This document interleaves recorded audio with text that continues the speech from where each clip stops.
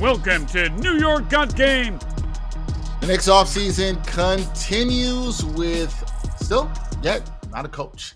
Still got to figure out how the roster is going to look. We're a week away from the NBA draft. Still so much more to dissect with the Knicks offseason. But there was an interesting report that came out this week, and we're going to discuss that with the Knicks possibly interested in a big man on a Western Conference team. Joining me to talk about that is the man with the report from ClutchPoints, my guy Kris Pursiainen. He joins me now. Kris, how you doing? And also got to bring in my guy who we see with us on New York Got Game live Knicks Weekly, Bryan Fonseca, also here to talk about all this. Guys, how you doing? Hey, what's going on? Thanks for having me, Dex. Brian, nice to be on a show with you too. Definitely feels like there is no off season. We just got right into the off season rumors and coverage, so no breaks. But I like it that way. I think it's fun. We're just marathoning the NBA season right into the drama. Yeah, no, there's been no break. Brian, you doing good? Yes, other than what I mentioned before we started. No, glad you are doing well and fine. Kris, gotta ask you about this because I think this report shocked a lot of people. I don't think a lot of people saw this coming about the Knicks possibly being interested in player we're going to talk about is Jaren Jackson Jr., big man from the Memphis Grizzlies, was your defensive player of the year a couple of years ago. The Grizzlies just traded Desmond Bane away to the Orlando Magic. Talk to me a little bit about this report, Kris. How interested are the Knicks in the big man? And part of your report also talked about how they'd love to see him paired with Karl-Anthony Towns. And how do you think that would work for the Knickerbockers? Yeah, Dex, I mean, the Knicks' interest in Jaren Jackson Jr. goes back several years. If you're someone who thinks that this front office is intentional with how they act in all regards, you can point to the fact that from January of 2021 to May of 23, Jaren Jackson Sr. was an assistant coach on the staffs of Derek Alston and Desagna Diop for the Westchester Knicks organization. So definitely a keep it in the family factor there from Leon Rose in the Knicks front office. The Knicks have long been intrigued by Jackson Jr. He's someone who they see as, a potential target, someone to keep an eye on as the years go on. If he ever were to potentially shake loose, they'd want to be one of the first teams to find out. You're not going to find out unless you ask, right? And that's kind of parallel to the coaching search with, contacting these other teams about their head coaches currently under contract. The Knicks front office is always innovating and doing all sorts of crazy stuff. Like they last summer, to make the Mikal Bridges trade happen, brought someone back who had already signed with an overseas team. They got that contract nullified and then re-signed him to the NBA for the Charlotte Hornets and Daquan Jeffries, and then re-signed him to the Knicks, but then traded him in the Bridges deal. They'll do anything, right? They also, I think, part of the same trade, they traded for a Finnish retired basketball player who is and was a head coach in the NBL, the Australian and the New Zealand Basketball League. So this Knicks front office is no stranger to innovating to get done what it is they want to get done. But the thing is, if you're going to do something for the first time or do something a certain way for the first time, you have to try different things that are probably not going to work. So I think the Knicks, I would expect them to reach out to Memphis about the availability of Jackson Jr. I would expect them to be met with the messaging that I've been told by league sources the Memphis Grizzlies are giving teams across the league, which is that they're intent on building around Morant and Jackson Jr. for the foreseeable future. But I'm sure if you had called them 3 weeks ago and said, hey, we're interested in one of your big-time marquee players, they would have said, we're interested in building around Morant, Jackson Jr., and Bane for the foreseeable future. It was when Orlando said, hey, what about 4 first-round picks, that they said, right, we're interested in building around Morant and Jackson Jr. for the foreseeable, so things change fast, especially in this high-octane NBA landscape. The second apron putting pressure on teams from all directions to make different kinds of moves. And does Memphis think that if they're not in the top 8 teams or the bottom 8 teams, that they're wasting their time. Should they be contending or tanking? That seems to be the mindset of a lot of fan bases nowadays. Will they move Morant or Jackson Jr.? I would think not, but that's because I don't think someone will come to the table with an offer that blows them away to the necessary extent where they would deal one of those 2 players. Not because they're set today on not dealing any of those 2 players. I think if you ask them with truth serum right now, hey, if the Raptors call up and say, boy, do we think Jaren Jackson Jr. can just take his game to the nextest level and be a top 5 MVP voting caliber player, we're going to offer you Scotty Barnes and some other, Scotty Barnes, Jonathan Mobo, and 2 first-round picks for Jaren Jackson Jr. because we think that's an upgrade. Like, that'll never happen, right? But the Grizzlies would probably say yes to that deal, no matter how much they tell you right now they want to build around Triple J. The thing is, because we're on planet Earth, I don't think anyone will offer them that kind of trade. So I would assume both of them start for the Grizzlies game 1 of the 2026 season. All right. So that's the assumption there, but you are allowed to have people dream and think about this. And Brian, I know you also saw Chris's report. What are your thoughts on the fit? With if they could have this pairing, because the Knicks are interested in this pairing. This is not about getting off of Karl-Anthony Towns, but you would get another big who's really good defensively, has some rebounding issues, which I know you will address, but can also help space the floor. Would you like the addition here of Triple J with Karl-Anthony Towns if that was a possibility? I mean, ultimately, it depends on the cost. That's what it all comes down to. We'll talk about some deals and the mechanics of how they can make this work, but financially, it's not really something that's like too much of a head scratcher because he doesn't make a ton of money and he's in line for a max extension, but his max extension is approximately going to be 4 years, $147 million. Part of the reason why the Grizzlies did trade Desmond Bane reportedly is because they're gearing up to offer Jaren Jackson Jr. that contract. 4 years, $147 million sounds like a lot. When you look at the landscape of the NBA, it's not really that. It's not even $40 million per year. So you're getting somebody who's a defensive player of the year at a bargain who did not make all NBA. And if he did, he literally would have been in line to potentially receive a 5-year deal for about $350 million or something in that neighborhood. So literally $200 million is what the reports say he was cost because of not getting all NBA status this past year. So from a basketball standpoint, it ultimately depends. But if you're telling me Jaren Jackson Jr. is the ideal 4, quote unquote, if you want to use positions next to a Karl-Anthony Towns, yeah, that's probably the case. He can shoot, he can play defense.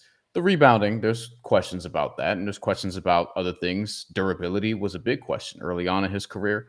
But ultimately, yes, he makes a lot of sense if you're going to keep OG Anunoby, which is probably, I think, Memphis would want him more than the other wing. We'll talk about it. But if you're going to keep OG Anunoby somehow, then yeah, Jaren Jackson Jr. and OG Anunoby is terrifying defensively. You still have some other issues that you're probably going to have to, sort through. But the fit from a basketball standpoint makes a ton of sense. No, yeah, it does. Go ahead, Chris. I was going to say, I agree with you basketball wise. It does come down a little bit to the financial aspect. Like you said,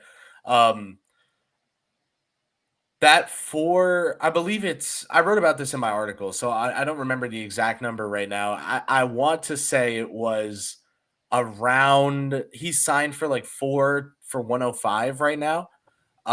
Descending contract, and he's going to get $23 million next year, the last year of that contract. Right. So he can that 5-year extension would have been 5-year, $345 million. Now he can re-sign for a maximum of 4 years, $147 million. So yeah, it is $200 million, but there's an extra year in there too. So it's not actually $200 million because 5 years for 345, 4 years for 147. So it's realistically it's a little less, but it is a huge drop off, right, Brian? And to your point. And so I would think he's not going to re-sign on that 147 number. If I were Jaren Jackson Jr., I'd bet on myself to stay healthy, have even just a run of the mill season for him will qualify him for that next tier of max extension in another year. So unless Memphis finds a way to give him a raise, making some other moves, maybe someone that they move to try and trade, or someone that they try and trade to clear up more money for Jackson Jr. and Aldama negotiating new deals there. Could be Karl-Anthony, who they just acquired, who's making a little bit on that extension. But until they make any moves like that, right now they don't have the capability to sign Jackson Jr. to a deal that I feel he would be, I feel confident that he would take. So essentially, I think Memphis is going to keep them a little bit because keeping JJJ means you really can't trade him right now. You've got to show him that you're going to give him that next step of contract next offseason. I wouldn't think that Memphis is going to head towards a full rebuild just yet, if only because they probably don't want to give up on everything just yet. So they might try and retool, but in a way where, how they retool will say a lot about where they feel about moving Morant or Jaren Jackson Jr. If they actually go out, take some of these draft picks, go get Cam Johnson, and allow the Nets another first-round pick, and they add Cameron Johnson to replace Desmond Bane, and they say, okay, similar shooter, but much taller player, less of a defender, but now we have Kentavious Caldwell-Pope out there, so we've got this formidable lineup with Morant, KCP, Cam Johnson, Jackson Jr., and Edey. Man, this is so exciting, and maybe that's something, right? But if they just kind of go out there and, I don't know, grab reunite with Tyus Jones or grab Malcolm Brogdon on the free agent market and have them run the bench unit and, send Karl-Anthony and Vince Williams Jr. and one protected first round pick for some minor upgrade, right? Like some wing player, then maybe they're not actually all in. Maybe they are willing to pivot soon. To your point real quick, Chris, Jaren Jackson Jr. and Memphis did have the capability of agreeing to an extension last year, which they kicked down the road. They kicked the can down the road on that. It was 3 years and $106 million. They did not come to terms on that. I could see why, obviously. Now, I'm sure Memphis will probably want to offer the 4 for 147. But to your point, we don't know if Jaren Jackson Jr. is actually going to take it. There's a chance he will. If he doesn't, it's risky, but he can get more money if he does wait. We'll see. Yeah, the key will be will he bet on himself and his health, as Kris mentioned, which I think is a good point. But what I want to do with you guys here is let's take a look at the trade machine, because Kris, I thought you brought up an interesting point in terms of what you can use to try to get here. Now, in your article, you did have a proposed deal, and on the trade machine, folks can see here we have Jaren Jackson Jr. here to go out for the Grizzlies. You believe this is a trade that would need to start with Mikal Bridges in this deal, and so I'm adding with that.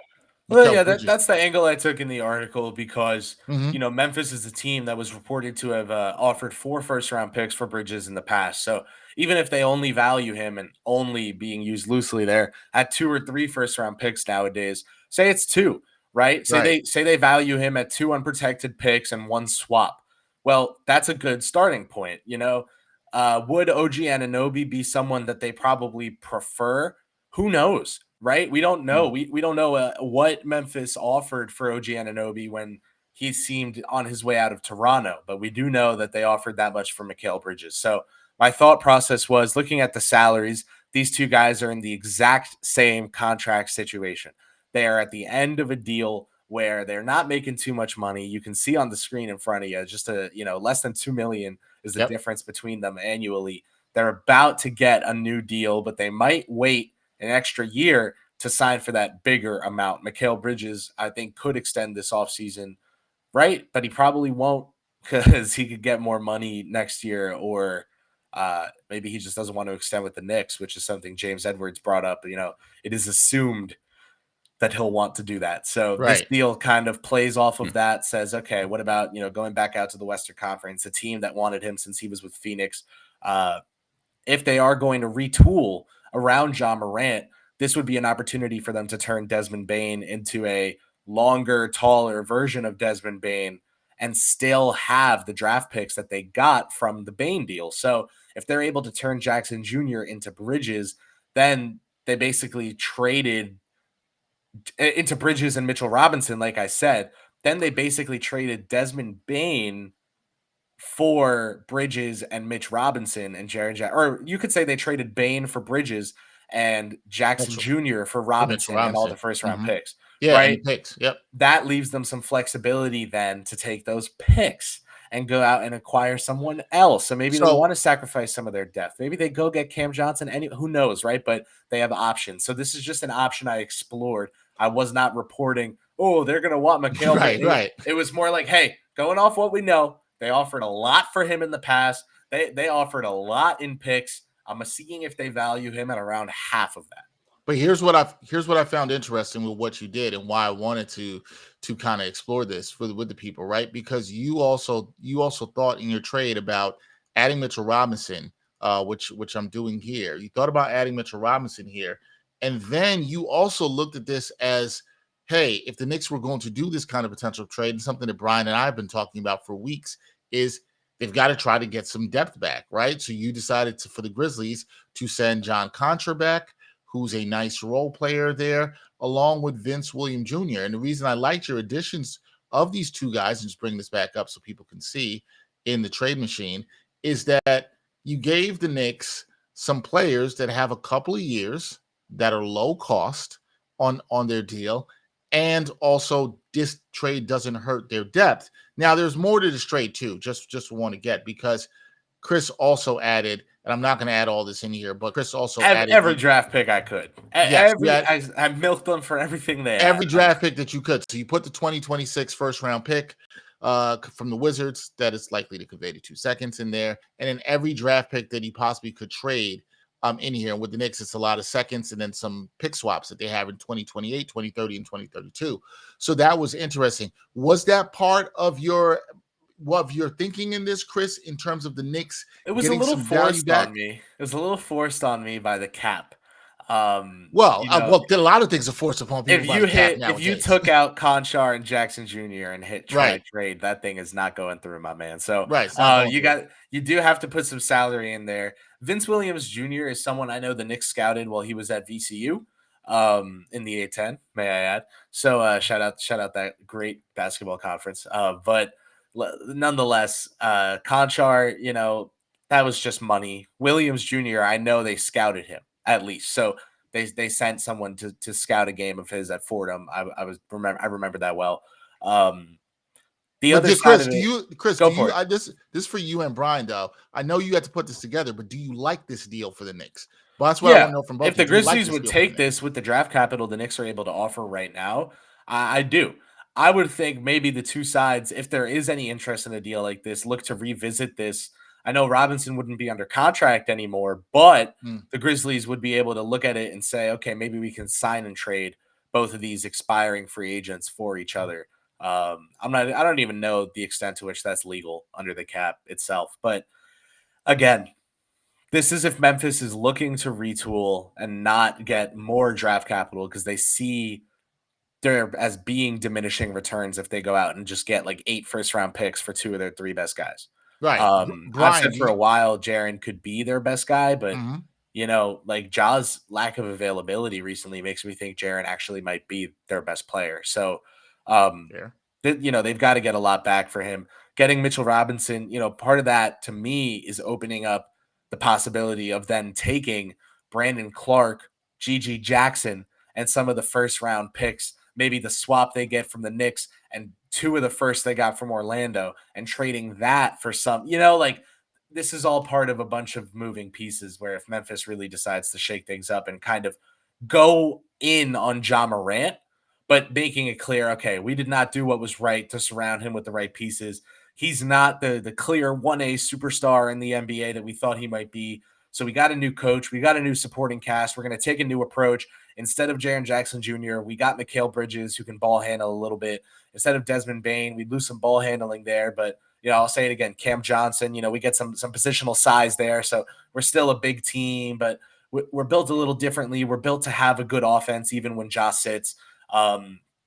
I could see them doing something like that, but I'm not reporting that by any means because this is just me exploring a hypothetical where they decide to re-something, but not rebuild, retool. Retool. I like the word retool there. Brian, does this trade work for you if you're the Knicks? I don't know if it works for me if I'm Memphis.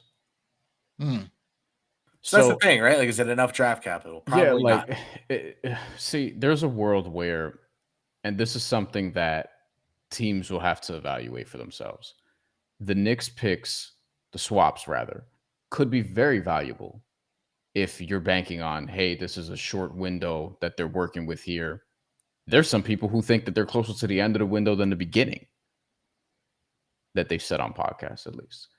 But I think as it relates to this, I mean, Memphis really, really likes Zach Edey.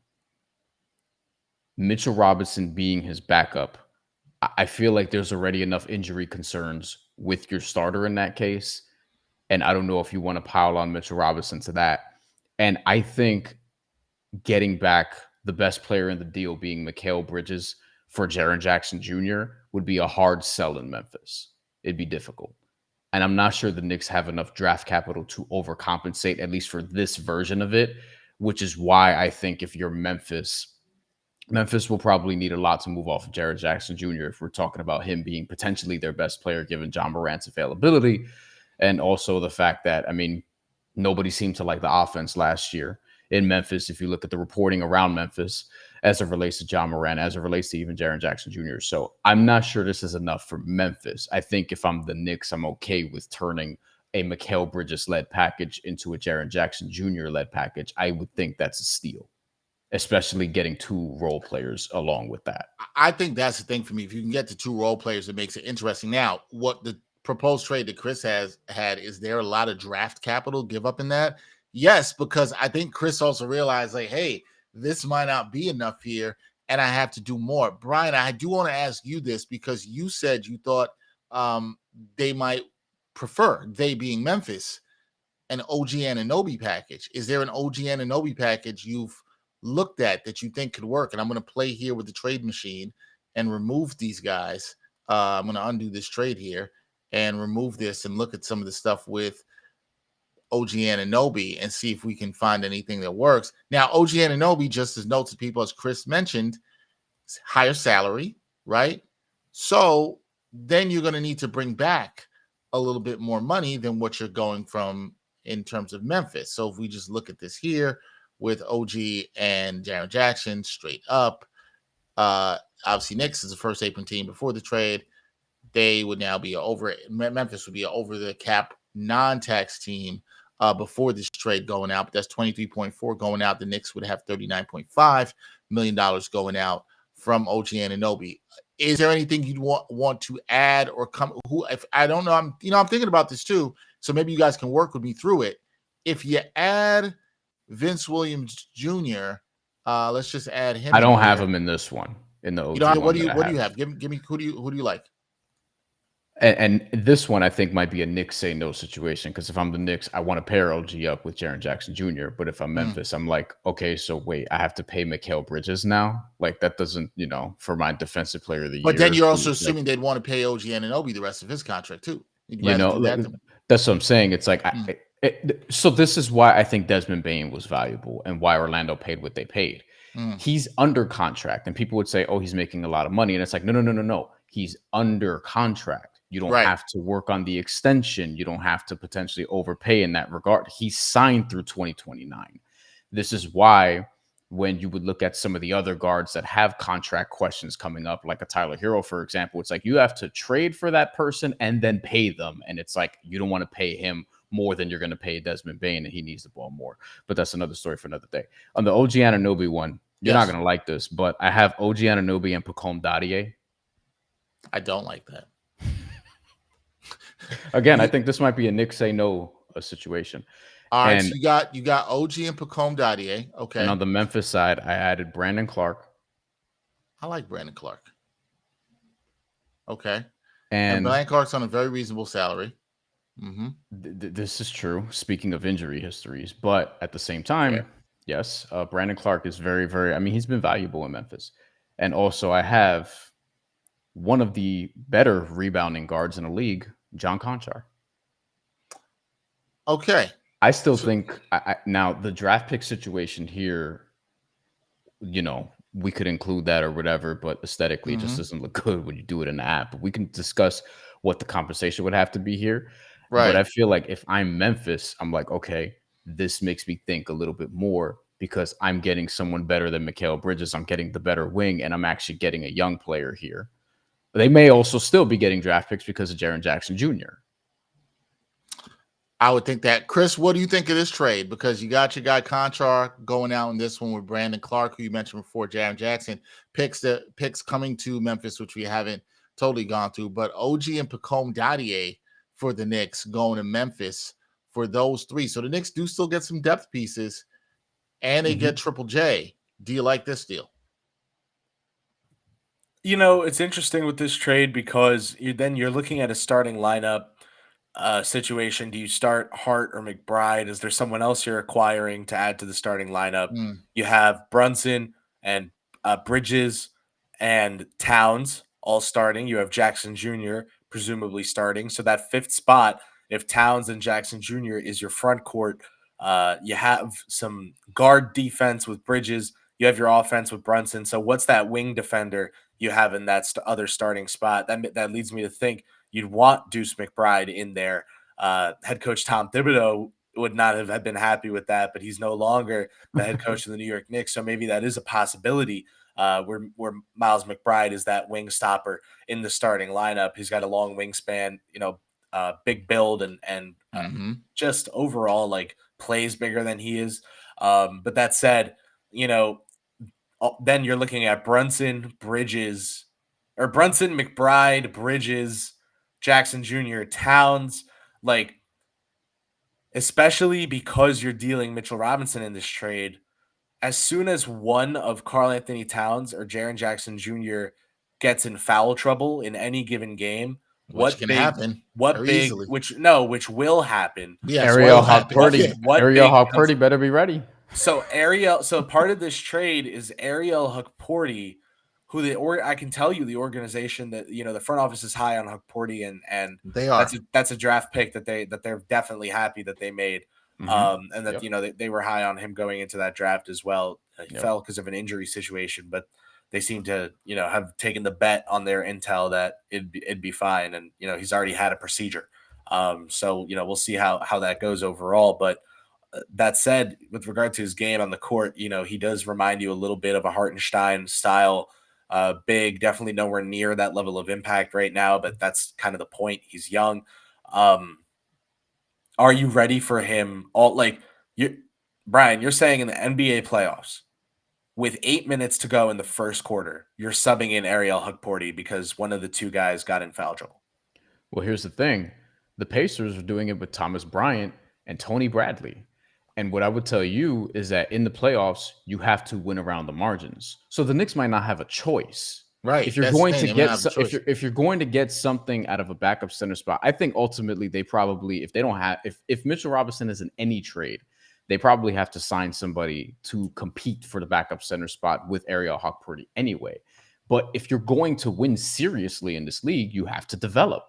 Oklahoma City is playing with a bunch of guys that they've developed. So is Indiana. Guys that they've drafted, guys that they've traded for on the cheap, like an Aaron Nesmith who was doing nothing in Boston, and they've developed him in Indiana. So you're going to have to turn Ariel Hawk-Purdy or Pacome Dadier or Tyler Kolek. You're going to have to turn a couple of those guys into something to be fringe rotation players / actual real rotation players to end up winning a championship, which they've said in their press release. The first line was basically like, we're championship roster. This is championship or bust time now. So you have to develop in order to get there. They also have $9 million getting freed up by Achua and Payne. Yes. Make it like 11 with Shamet. Make it like 13 and a half with Wright. So there is going to be some money to work with. They are going to be able to, add someone or a couple players to this roster. It seemed clear that campaign was very matchup dependent. DeLon Wright came out of nowhere pretty much in the playoffs because of that. Landry Shamet, someone who was valuable in the NBA playoffs as depth. Will they be able to re-sign him on a minimum deal? I would think so, but that's conjecture more so than anything else. I don't know that the depth has to be the 58th pick in the draft from last year. Like they're going to have more depth. That's part of why they fired Tom Thibodeau. That was clearly an issue to them. That said, that doesn't mean it needs to be the players they drafted. Like I wrote an article at the end of the regular season saying the Knicks needed to expand their rotation, but that the minutes police were wrong about why and how. That it shouldn't be Kolek and Dottier and McCullough. It should be either Payne or Wright, or maybe both, and it should be Shamet.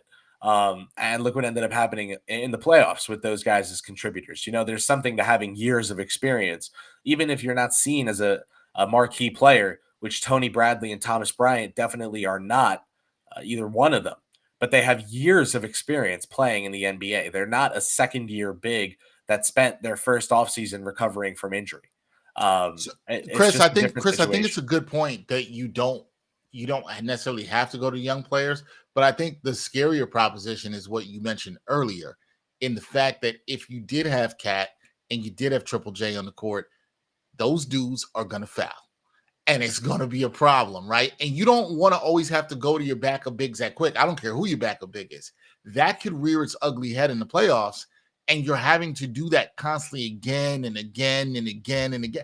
That's the concern for me, is that this is something you have to rely on, and then you're not maximizing that unit on the floor together. That's we did the taxpayer mid-level exception show last week. So you can find somebody decent for the amount of money that you're going to have there. But I mean, if you just look up and down at some of these rosters, like guys who develop players, like those are the ones that are going deep into the playoffs. The Heat even did this a couple of years ago, and they were an 8 seed who turned a magical run with Gabe Vincent and Max Strus, who ended up getting big contracts. And Ariel Hukporti, by the way, is going to be in a contract year because they only signed him to a short-term deal. You have to see what you have. And I don't think you go into camp like he's definitively the backup center. I've been consistent, and you have to sign a veteran. You absolutely have to sign somebody to compete with him for that backup job if Mitchell Robinson is not on the roster. But like these are the types of questions you're going to have to make, as you're going to have to answer as you're building out a 9, 10, 11-man rotation. You have to be able to play 12 different dudes, not in the same game, but like over the course of a series, because you're going to make changes and you're going to, all right, this guy gave us minutes here, but like this is not the series for you, campaign, or Thomas Bryant in the case of the Pacers. Like right now, I'm looking at Aaron Wiggins, who was picked, I think, 55th in the draft. And he's been somebody who's been playing consistent minutes for Oklahoma City since he walked into the door. Lou Dort, who was undrafted, became really good right away. And it's like the Knicks have a front office who is capable of finding these guys who can play right away. Like there can be a process of doing that. So I think with Hukporti, like he's going to be one of the guys I'm looking at this summer in terms of, one, is he even going to play summer league? Because I think he should. I think he will. Yeah, but two, I think he's the rookie that I think has the pathway to getting the most minutes next year, because I'm not sure what's going to happen with Mitchell Robinson, given that they're, looking at championship or bust, and they're going to have to exercise avenues to make trades. And Mitchell Robinson's contract just falls in line with one that's very tradable. Yeah, it's gonna be very interesting to see. And I think you guys make excellent points of this when you look at the roster, and also Chris making the point that yes, there's many ways to add depth, and they have some money to spend. They have the taxpayer MLE as well too. So there's some things that we could do here. Final word, guys. Do we want to see this trade happen or not? Do we want to see Triple J on the Knicks, or are we looking at other options that we'll talk about down this offseason? What's the final word here? I'll say, as a objective basketball observer, that this is one of the trades I think I'd prefer to Memphis tearing it down. Like, damn it, they just got the cool vintage jerseys back. I know, right? I know. They're doing the Vancouver swag, and now what? They're going to be tanking for 3 years? Like, don't do this to us, man. A lot of the things about the teams that – or one thing about the teams that Brian mentioned is that most of those teams, if not all of them, spent at least a year tanking. The Knicks rebuilt without tanking for a year, and that allowed the fans to have playoff runs to believe in. 2021, that team had no shot against – I mean, that team had no shot. And fans loved that team. It was awesome.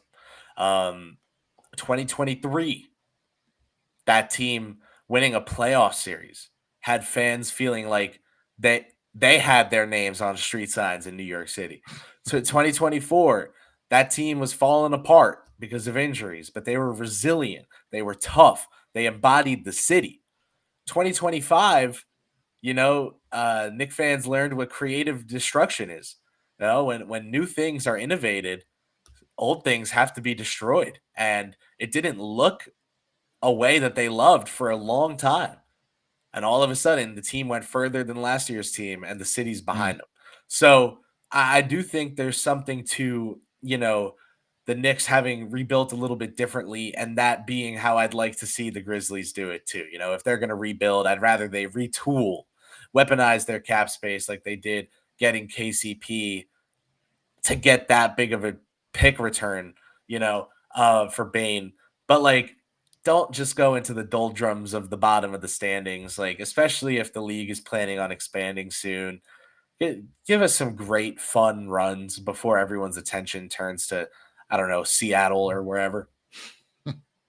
All right, we'll see. I would like to trade too. I'd like to trade for the Knicks. I think it could be a good fit, although I am concerned about the fouling here with the two bigs. That is a concern for me. And Brian, I was really surprised you didn't even hit on the lack of rebounding from Triple J, which is something. It tells itself. I saw him get his ass busted in the World Cup because he couldn't get a single rebound against anybody. It's funny. We talked about this extensively during the World Cup. Somebody I know had tweeted out. They were like, "Yo, did everybody forget about the FIFA World Cup?" Because I did not. I think it was Ebony from the Nick and Time show. She had made that point. But do you want to see this trade happen? Yay or nay? It's dependent on the cost, ultimately. I think I don't see Memphis doing anything with Jaren Jackson Jr. today, but before Luka Doncic got traded. Yeah, I didn't Kris said, they could be saying this today. That doesn't mean they're going to be saying this 2 weeks from now or whatever. I didn't think the Lakers would be sold for potentially $10 billion today. You know what I mean? And now we're dealing with that, and the Buss family seems to be out. And that's another video that we can perhaps do here. I think as it relates to this, it'd be great if it happened, because then, it'd be great for Chris's career, because he was the first one on this. You know what I mean? In a very public way. So I hope that for Kris that it does go down. But I'll say it's an offer that's going to be tough for both sides. You know what I mean? With Jaren Jackson Jr., he's a developmental success in Memphis. He's somebody who became Defensive Player of the Year. He's somebody who, even given all his flaws, he's become one of the better defensive players and a better offensive player, progressively has gotten better at creating, not just spotting up and shooting threes. He's a threat, in more spots on the floor, and has become more well-rounded in his offensive game, which is why he would be so appealing in a trade, not just for the Knicks, but for a lot of other teams, and which is why him and Karl-Anthony Towns being a dream pairing makes sense. And then on the Memphis side, it's because of all that, you're going to want a lot back. Would they be down to pay a Mikal Bridges, whatever extension Mikal Bridges would want, and pair him with John Morant? And is that enough for Memphis to stay competitive if they do want to stay competitive? And then you're looking at, okay, if it's not Mikal Bridges, do you want OG Anunoby? What are you going to do if it's Josh Hart plus stuff? There's a whole lot of questions there that I have in terms of what's in it for Memphis. But I think, it's a trade that would surprise me today, but down the line, it wouldn't surprise me also, because Jaren Jackson Jr., he's a CAA guy. And I think that's not nothing. So well, you got something there. I think the other thing folks need to look at too is obviously Taylor Jenkins interviewing for the Knicks head coaching job this week. Coach Jaren Jackson Jr., is there some ties there? Would he want him if he does take the Knicks coaching job in New York? So many tantalizing possibilities around all of this. That there to the bottom of your screen is Kris Pursiainen. Check him out with ClutchPoints. Does a great job there. He's the one who wrote about the Knicks' interest in Jaren Jackson Jr. Not saying that it will go down. He was just reporting that there was interest. That was all, according to the league sources that he spoke to. And that is Bryan Fonseca doing a fantastic job with me as always. Guys, appreciate you for joining me on this very brief edition of New York Got Game, but a little bonus episode for the fans. I appreciate y'all joining me, and we'll do it again soon. Thank you. Thanks for having me. Always a pleasure. And I appreciate you plugging the work at ClutchPoints. Just had a piece go up yesterday about a Kings player the Raptors are interested in. So reporting all around the league, and there we go. Appreciate the support. Anytime, my friend. All right, guys.